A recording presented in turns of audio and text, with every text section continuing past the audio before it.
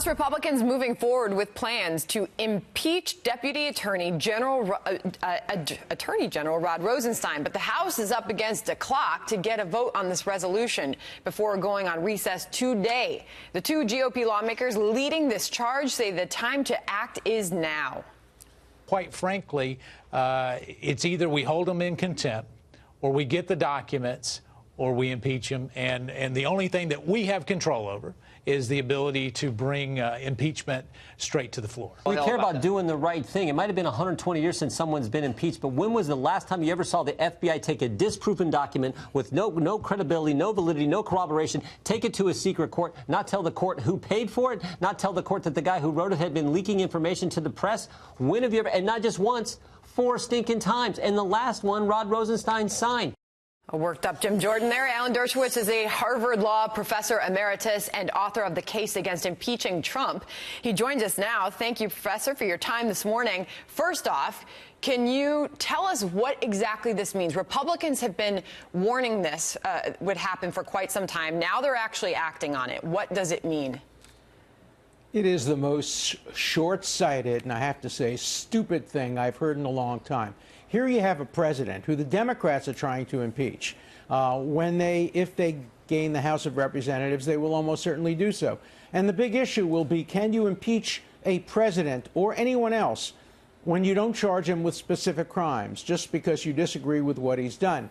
And now you have the Republicans making the case for the Democrats who want to impeach the president by offering bills of impeachment against Rod Rosenstein that don't charge crimes. I'm going to have to write a new book called The Case Against Impeaching Rod Rosenstein, because the same arguments apply. This is so short-sighted. Both sides do this. They use criminal law to go after their enemies. They use impeachment to go after their enemies. The big victim is the American public. Impeachment is supposed to be there for serious crimes.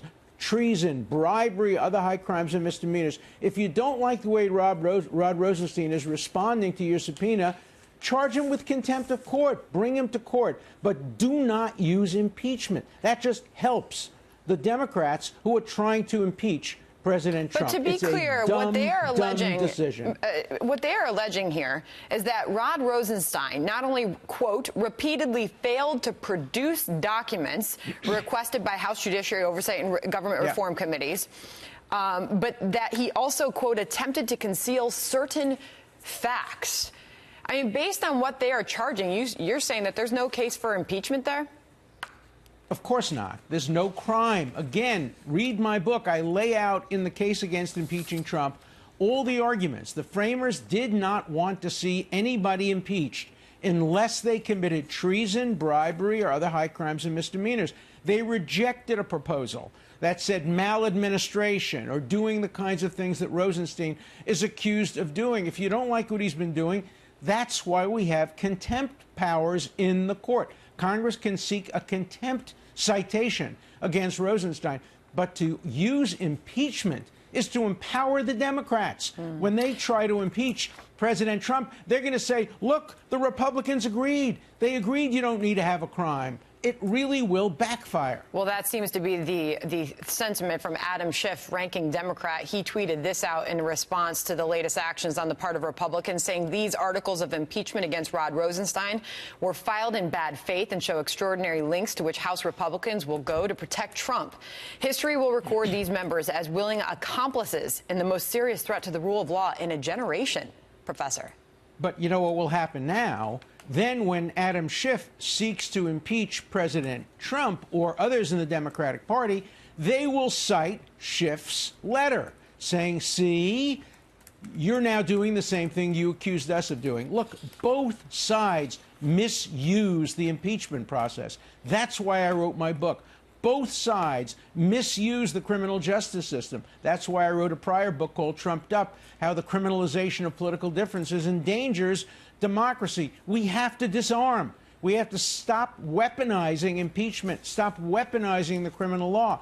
If you don't like what somebody does, vote against him, bring him to court, but do not use impeachment, do not use the criminal law to target your political enemies. It's a serious mistake, and it will backfire. Well, the question of timing is an important one, then, to see what happens next. Democrats are saying this is a direct attack on the special counsel's investigation, that the resolution has no chance of forcing Rosenstein's removal.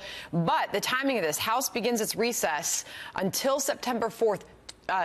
We're looking at right as of tomorrow, right? Yes, tomorrow. So could this, could a vote be forced today on this, Professor?